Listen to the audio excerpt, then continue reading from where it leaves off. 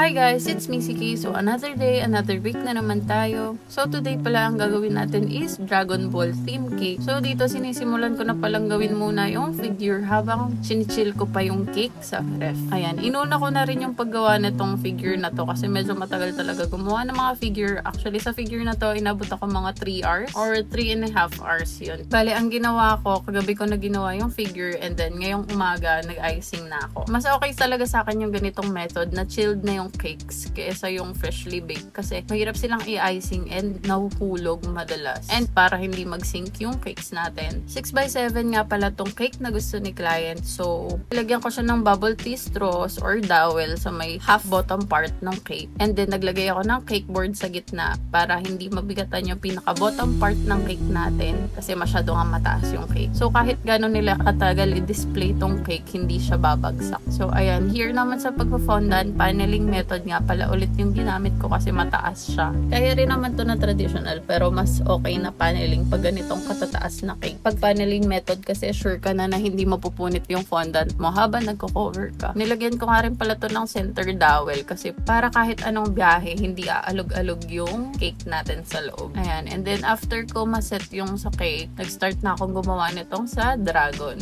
Ito yung medyo matagal na part dito, yung pagte-texture ng body ng dragon. Tapos, syempre, after that, ayan, ina-assemble ko na sila.